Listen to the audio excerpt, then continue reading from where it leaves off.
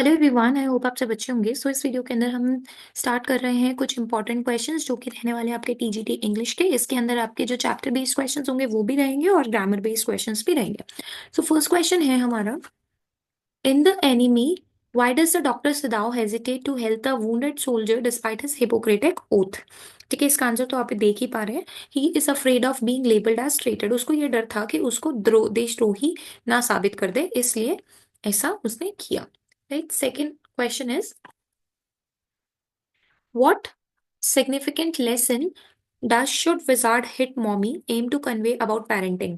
इसमें से कौन सा लेसन मिला? Children should be given full freedom, children को फुल फ्रीडम देनी चाहिए, पेरेंट को डिक्टेट करना चाहिए बच्चे की लाइफ में, there is no one size fits, कोई भी एक साइज फिट अप्रोच नहीं होती है पेरेंटिंग की, या फिर स्टोरी सबसे बेस्ट होती है। तो इसके लिए करेक्ट आंसर है, एक अप्रोच आप हर बच्चे के ऊपर नहीं लगा सकते हैं। Next question is, in one in on the face of it, how does the Mr. Lamb help Dairy to accept himself? By telling him fairy tales, कहानियां सुना के, by showing him the beauty of life, despite imperfection के होते हुए भी life की beauty को बताते हुए, उसको डिस्करेज करते हुए सोशलाइजिंग से, by introducing to the disabled people. So इस स्टोरी के अंदर उन्होंने बताया by showing him the beauty of life, जबकि हर जगह पे इम्परफेक्शन है बट फिर भी लाइफ ब्यूटिफुल दिखाई। नेक्स्ट है, the title the enemy reflects the internal conflict of doctor Sadao, Japan, political situation, soldier enmity with Japan और Hana's fear of the soldier. So इसका जो करेक्ट आंसर रहेगा that is the internal conflict of doctor Sadao. Next question is, what does the skunk mothers the season in Should Wizard Hit Mommy signify? The importance of individuality, disrespect for children opinion, the struggle between traditional and modern values, या फिर overprotective parenting। So इसके अंदर बताया गया है कि अपनी individuality की भी इंपॉर्टेंस के बारे में इस चैप्टर में बताया गया। नेक्स्ट है आपके कुछ general questions, right. So let's start with the first one which says the world is a stage. World एक स्टेज है जहां पे हम सब क्या है, सिर्फ प्लेयर्स हैं, right. So what it is a simile. Simile में जनरली एज या लाइक करके होता है, तो ये तो नहीं है। मेटाफॉर, पर्सोनिफिकेशन, किसी चीज को पर्सन पर्सोनिफाई नहीं किया, यानी पर्सन की तरह नहीं दिखाया, इलिट्रेशन नहीं है, so it's a metaphor, right. Next is, what does the term paradox means. Paradox का क्या मतलब है लिटरेचर के अंदर? अ ह्यूमरस इमिटेशन, या फिर एक ऐसी स्टेटमेंट जो कॉन्ट्रडिक्ट करे बट सच्चाई सामने लेकर आए, बार बार कॉन्सोनेंट साउंड का रिपीट होना, या फिर एक long descriptive poem. So basically paradox ऐसा होता है जिसके अंदर एक ऐसी स्टेटमेंट बोली जाती है जो कॉन्ट्रडिक्ट तो करती है बट ट्रूथ को रिवील करती है। Next question is, choose the correct passive voice. The teacher is checking the papers, तो इसका क्या आ जाएगा? वॉइस के अंदर कभी भी टेंस चेंज नहीं होते हैं, ठीक है। तो सब्जेक्ट ऑब्जेक्ट बन जाएगा यहाँ पर, मतलब इस तरीके से चेंजेस होंगी। The teacher is checking the paper, तो ये अब पहले आ जाएगा। The papers are being checked by, first answer, are being checked by the teacher, ठीक है। नेक्स्ट क्वेश्चन है हमारा, which word best fits in the blank. She is dash beautiful to ignored. वो इतनी सुंदर है कि उसे इग्नोर नहीं किया जा सकता।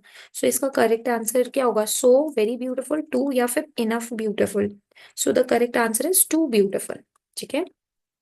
Next question is, find the error. Neither of the two girls have finished their homework. Neither के साथ हमेशा क्या आता है? नॉर आता है, ठीक है। तो नीदर ऑफ क्या हो जाएगा यहाँ? गलत हो जाएगा, नीदर और नॉर रहता है।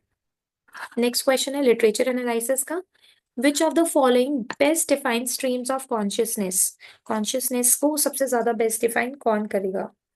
सो फर्स्ट ऑप्शन है हमारा, method of portraying thoughts of characters, या फिर एक सीक्वेंस में आपको नरेटिव टेक्निक बता रहे हैं। नेक्स्ट इज एक फॉर्मल मोनोलॉग होगा, या एक ब्लेंड होगा डायलॉग का और जिसमें एक्शन भी हो। सो कॉन्शियसनेस जब होती है ना, तब उस टाइम पे एक ऐसा मेथड है जिसमें आप थॉट्स को पोर्ट्रे कर रहे हो एज द कैरेक्टर्स, ठीक है। So that is that best define the streams of consciousness. What is the theme of aunt Jennifer tiger.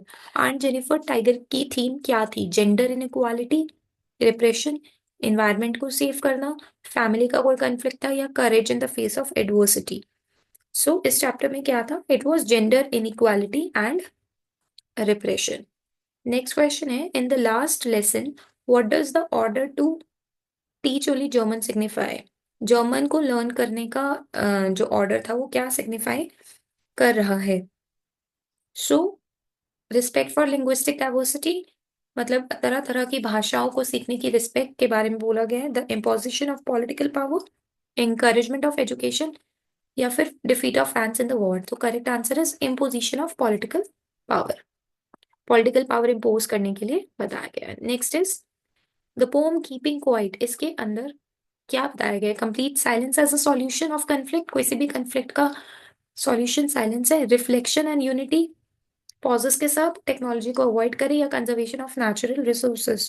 सो इसके अंदर बताया है reflection and unity through pauses. Next question है हमारा, which statement is true about deep water by William Douglas? इसमें से कौन सी स्टेटमेंट ट्रू है? It shows the importance of overcoming irrational fears, it highlights the beauty of swimming, या it depicts the fear of success, या फिर ये बताता है journey of self doubt. So the correct answer है it shows the importance of overcoming, कैसे आप अपने डर को ओवरकम कर सकते हो। Next question is grammar and vocabulary, choose the correct synonym of abhor. Right, तो अबोर का आपको करेक्ट मीनिंग बताना है, सिनोनिम्स बताना है करेक्ट। लव, डिटेस्ट, एंजॉय, या फिर except. So the correct answer is detest. Cry over spilt milk, मतलब ऐसी बातों पे रोना जो जब जिसका आप कोई सुधार नहीं हो सकता। जैसे इसमें बोला हुआ है जैसे कि दूध बिखर गया तो आप कुछ नहीं कर सकते, तो मॉर्न करना फॉर अ ट्राइवियल लॉस। ठीक है। Next question is which sentence uses the correct conditional form?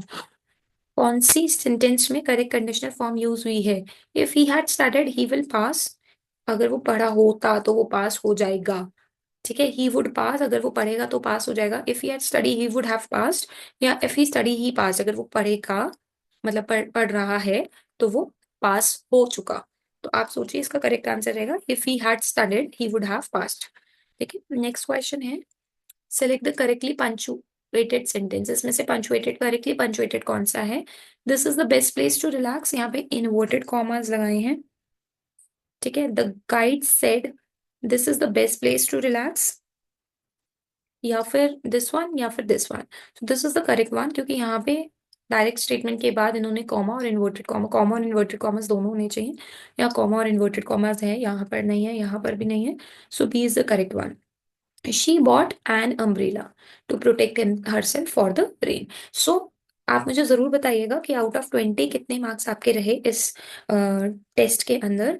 और अगर आपको ये वीडियो अच्छी लगी तो please like share and subscribe.